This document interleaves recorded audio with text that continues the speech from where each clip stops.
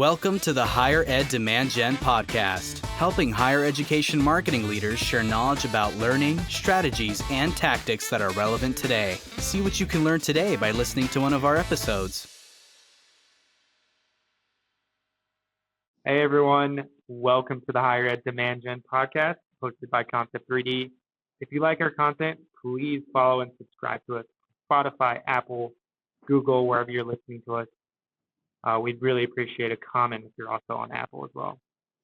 My name is Shiro Tori, and I will be your host today, and I'm really looking forward to talk about how to better connect with and understand the LGBTQ community in admissions marketing. For the conversation today, I'm really excited to have Shamell Forbes join us. Shamell has years of experience in higher ed in the partner space and is currently a campus partnership associate with Campus Sonar. Welcome to the podcast, Shamell. Hey Shiro, thanks for having me. This is my very first podcast, so a little nervous, but happy to be here. Sounds good. And if you didn't know already, I do ask an icebreaker to all my guests. Shamell, what do you love about higher ed?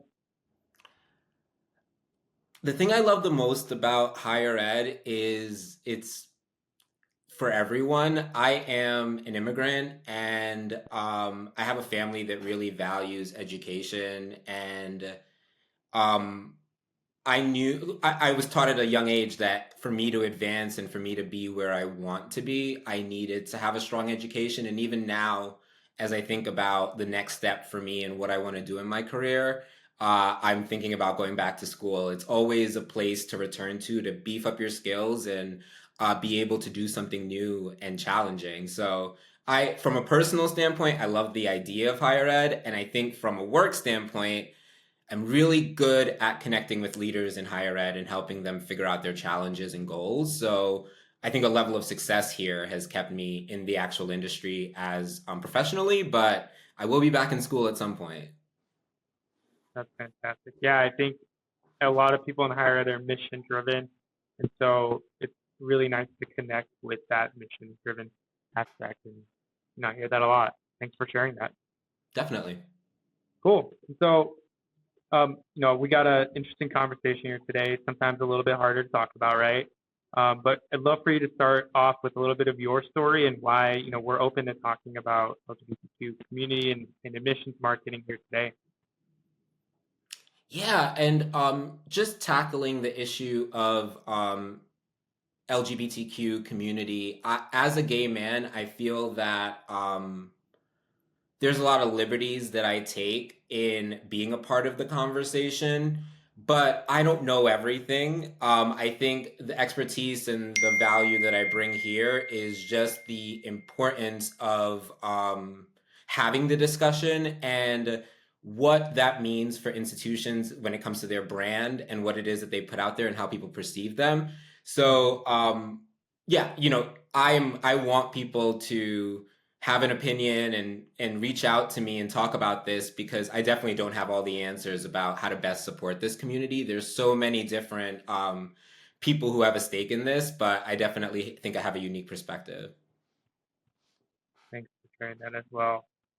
And I know before this conversation today, you sent me an article that was really interesting to read. It was from NC Newsline, which stated that 1 in 4 prospective college students are ruling out in states due to political climate and polarization.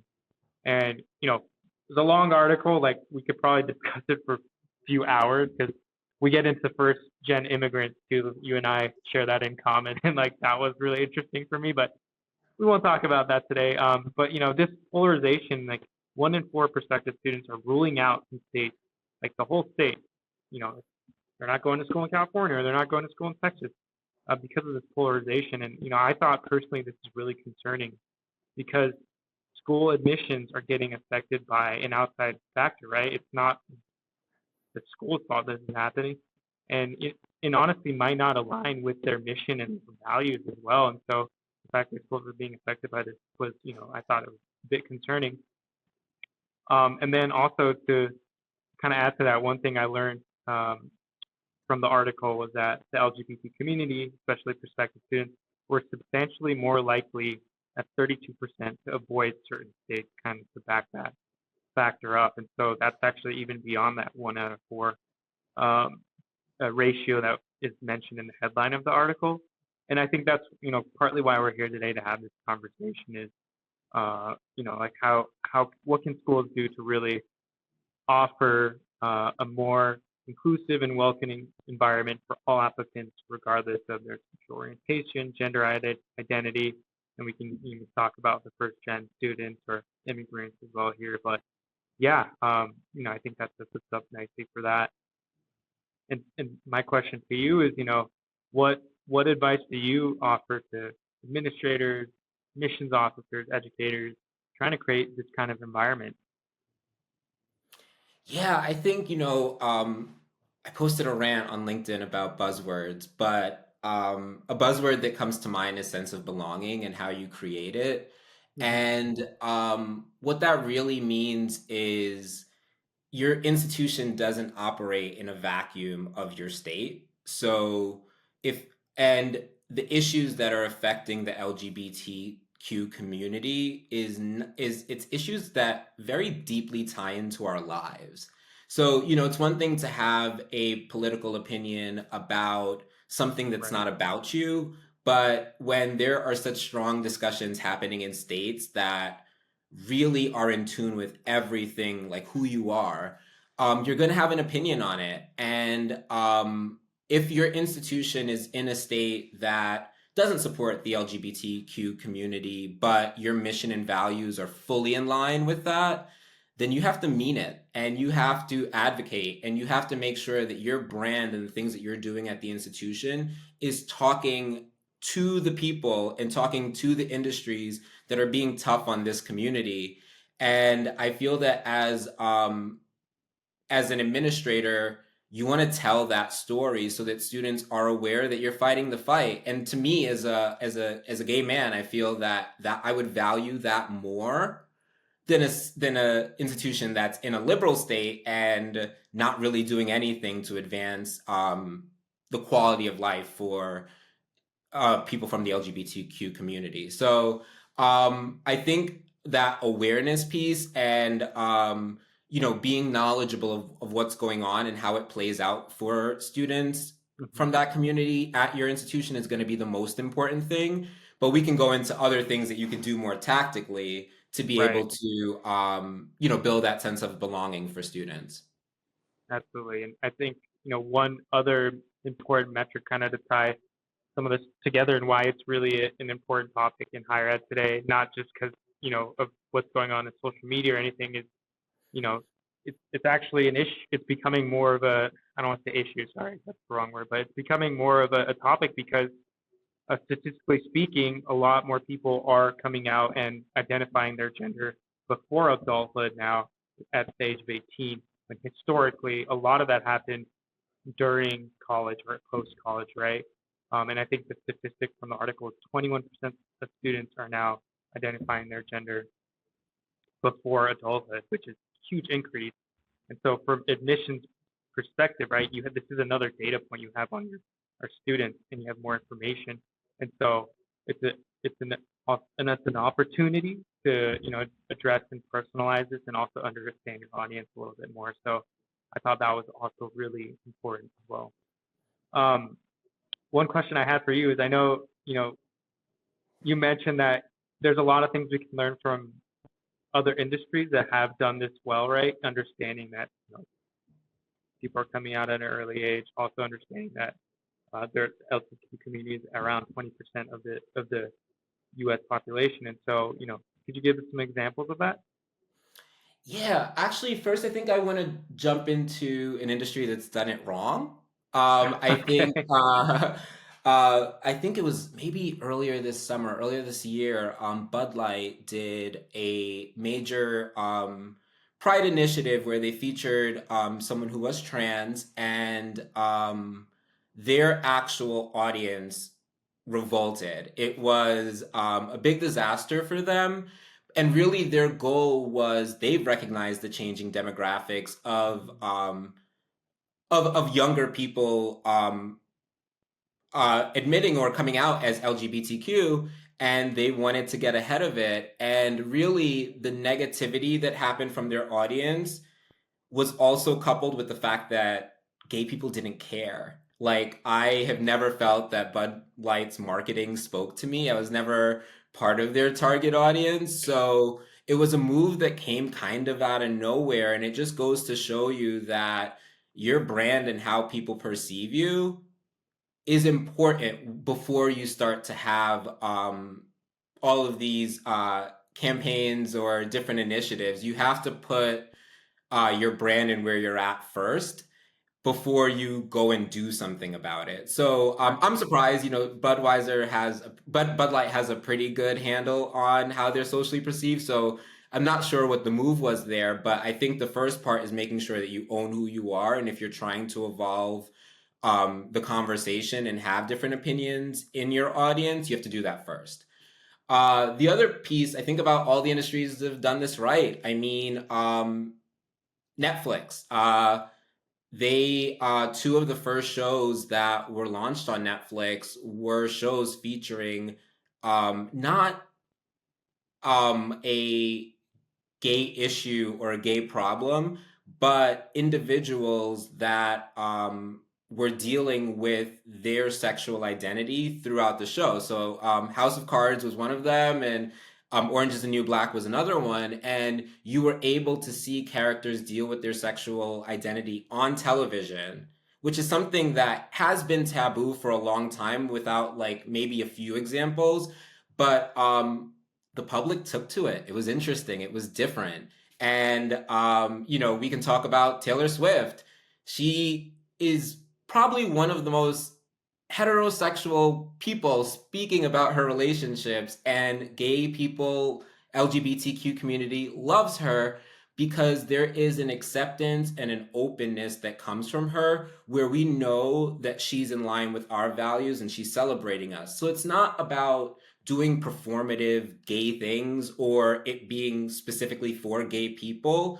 We have a good sense of what openness is and the industries that are supportive of us that we should give our money to and that we should continue to support and almost get a little crazy and be a super fan. But I think that's like the biggest piece, just being welcoming, and higher ed should be one of those industries, especially now because students are having conversations about who they are earlier in life. So I don't think that higher ed has been negligent. I think that this is a new opportunity that they should capitalize on because it's the right thing to do. But also, you talk about shifting demographics. This is a shifting demographic that these are students that you want to get in front of as you think about having less students and that you're able to go after to go to your institutions. So, yeah, those are great examples. And yeah, the Taylor Swift one is an interesting one because it's a great contrast to the Bud Light catastrophe that happened, right? Yeah, no, that's great. Yeah, there's a lot of marketing chatter after that happened, and I was following it pretty closely, so that was interesting. I think Pepsi did something similar, like 2 or 3 years ago. I forget. It was like one of the worst advertising campaigns that's ever Just happened. know your brand. There's no Right, reason you don't need to be part of that conversation unless you're at that level. If you're right, not, people are just not going to know what to do with you, and you right. might upset your base. So it's really about knowing where you're at for sure. Mm-hmm. Gotcha. Speaking specifically for universities that are trying to be more open and inclusive, what are the ways that they can build more sense of belonging and offer a sense of community for including LGBTQ students that have been admitted? Like, what are things that you think are helpful resource-wise and support-wise? Yeah, I don't even think that this is an issue that would just support the LGBTQ students. I think it's a something I've seen with a lot of campus tours is it's very one size fits all, and you have the route that you take with the beautiful fountain and all of this great scenery. And I think that you need a more choose your own adventure type of campus tour where there's things that all students need, but there's also it needs to be functional as well. And they need to get a good idea of what being a student there would be like. And the only way to do that is to be able to start to talk about some of their concerns or some of their feelings towards the campus. So I think more of a choose your own adventure type of campus tour would really enable any type of student to meet and engage with other students that are like them. I know something that we do in higher ed all the time at conferences are special interest groups. Is there an opportunity for students all from the LGBTQ community to talk to each other and start to make friends before actually making this decision? If Right. I was a gay student going to university and I have 12 gay friends that I made on my campus tour versus another institution where I didn't even know that there were other gay students there, I know which one I'm going to pick and the school that's going to yield me in that situation. So I think just making your enrollment experience more functional than beautiful is something that will speak to a lot of students, and make sure that there's a lot of content and detail into what your tour guides are saying about the Hmm. experience, as opposed to, lots of pointing and showing. Really demonstrating involves conversation, and there are Right. tons of people on campus that will be happy to talk to LGBTQ students. So use them and build them into your process as well, so that people are making friends and they're feeling more comfortable before going there. That's that's really good. And one thing I'm hearing, not even specific to the gender identities we're talking about here, is personalization, right? Like personalized experience from the campus tour, which maybe if they're on campus already, they're pretty interested, right? But even like personalize that experience. Like if you're into sports, show them the sports facilities and the maybe outstanding parts of your campus that relate to that, and it's personalized experience for each person. Like if you're a first gen student like I was, I didn't know anything about financial things. I actually forgot this.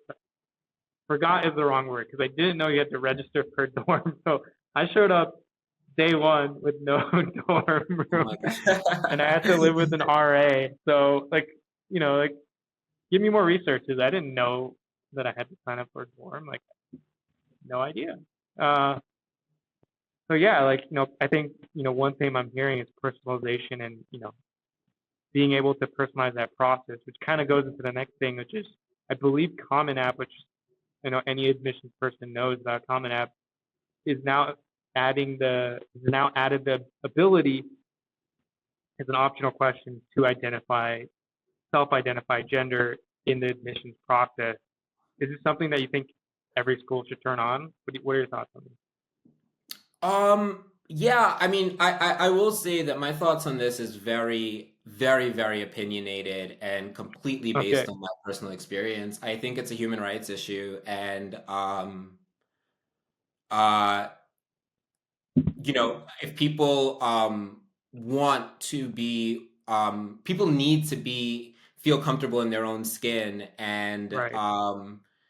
not feel weird or turned off by an application process because there's no option for them. It's a really ugly thing, and I think that Common App definitely made the right move in including it, because we've seen this happen in other industries and it's going well and people are feeling more included. Right. And whether or not there's backlash, and there's always going to be backlash, if it's the right thing to do, I think that you should do it. But again, that's completely based on my opinion. But I think it's what this generation wants.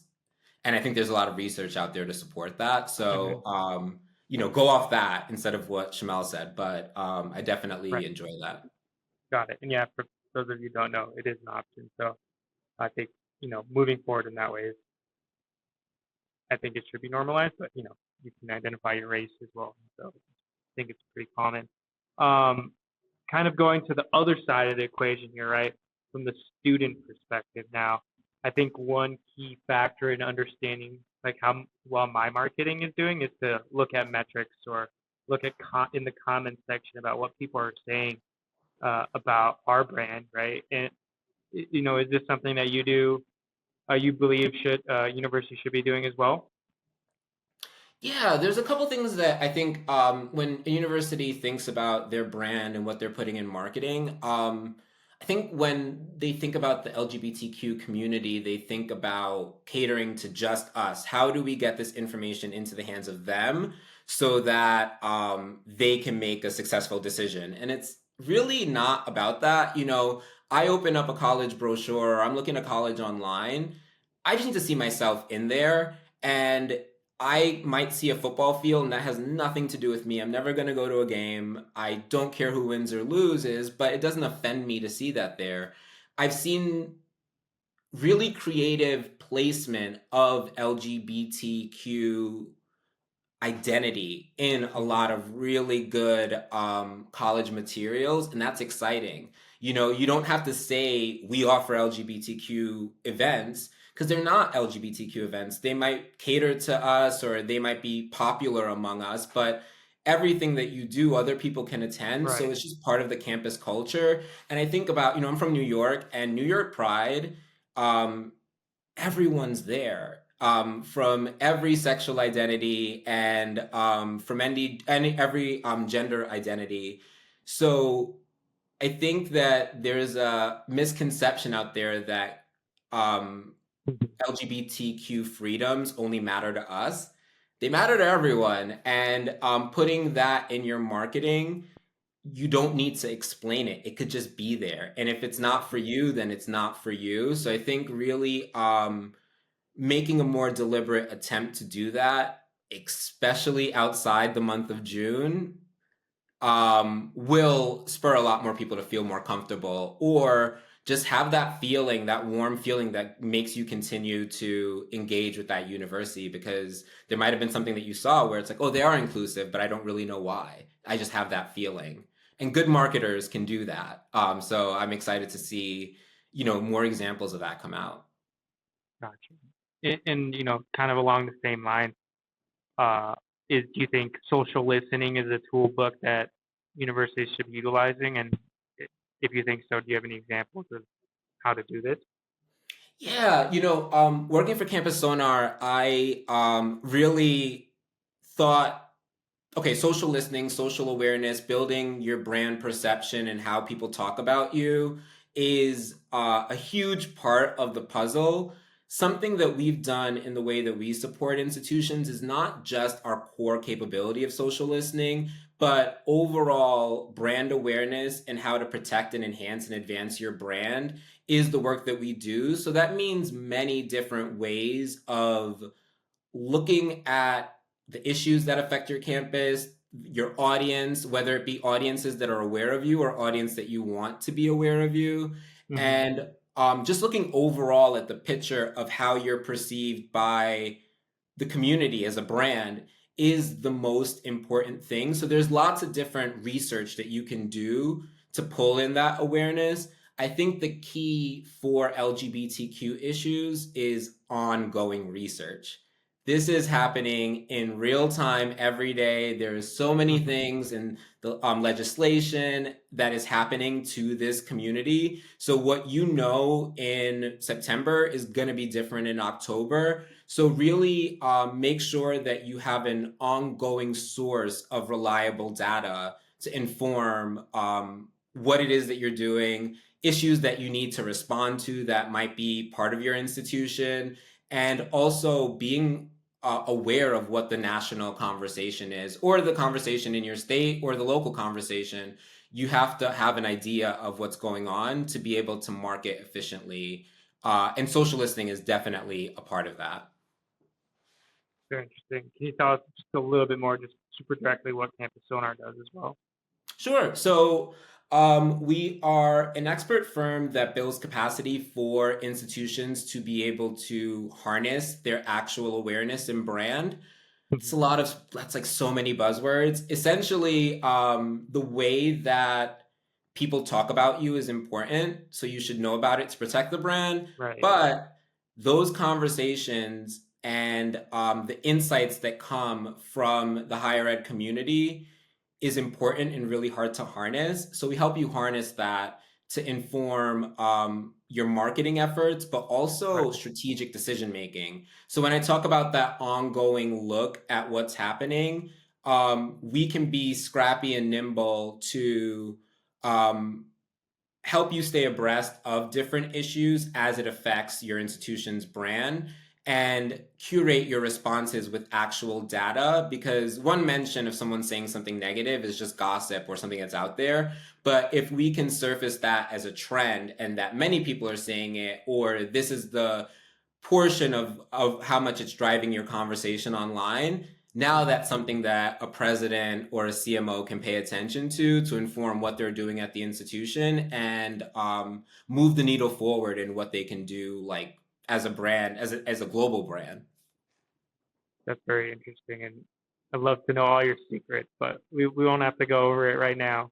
What do you have one piece of advice for institutions who want to do some social listening and that they can do without Campus Sonar, right? Like any tips or advice or where to go to, and maybe relate it to our topic here today as well. Yeah. So something that we educate colleges on a lot is your online conversation is super important when it comes to crisis and all of that.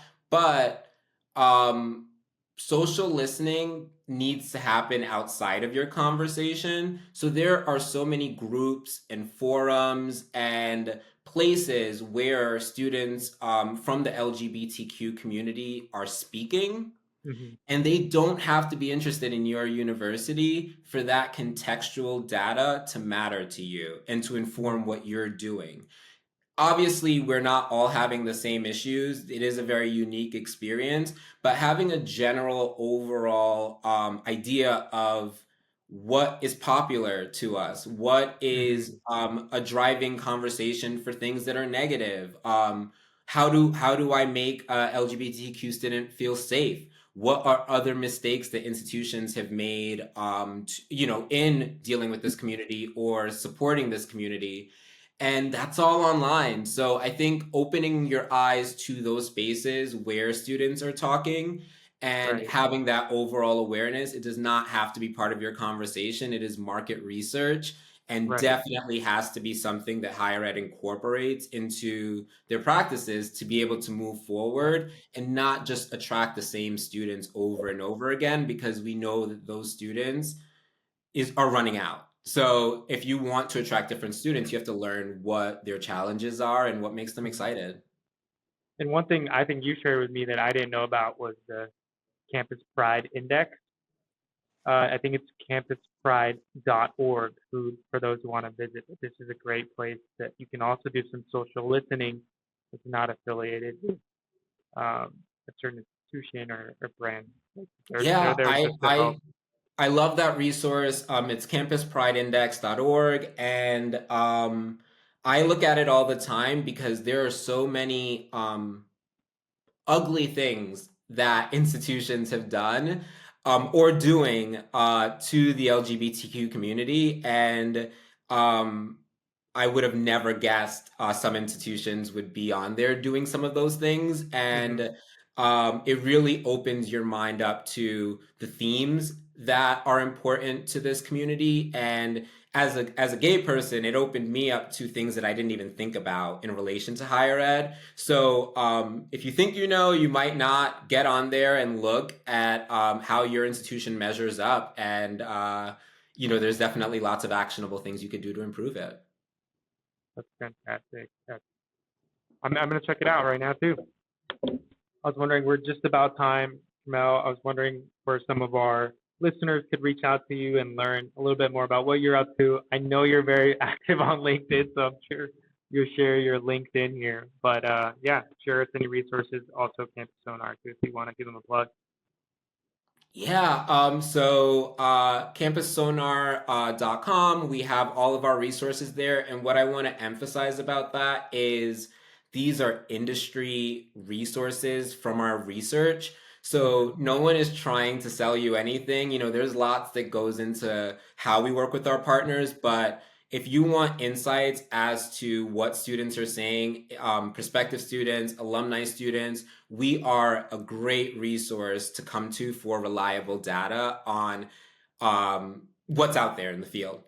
And for me, yes, I'm obsessed with LinkedIn. It's my life. You can find me on there. I'm on X for as long as X exists. My handle is Black to College. And I got a Blue Sky code today that I think I'm going to take advantage on. So hopefully you'll see me on there as well. Wait, what's Blue Sky? Never heard of that. What is it? So Blue Sky is one of the social media platforms that have, it's come out before Threads or any of that. And really, what excites me about it is it's a great place for contextual information. Like I think I'm just too old for TikTok. It's very visual, but Blue Sky is a great place for some of that community conversation that we were getting from X. Mhm. And I think Threads is trying to replicate. So I'm going to give it a shot. I don't know a ton about it, but I know that some of my colleagues are very obsessed with it. So I'll give it a shot. Okay. And learn something new every day. I didn't know that. That's cool. There you go. I'll give a plug as well. So I do subscribe to the Campus on Art newsletter, which I believe is called Brainwaves newsletter. That's also a great resource I read just to stay updated on social listening and issues in higher ed. So we'll give that a plug.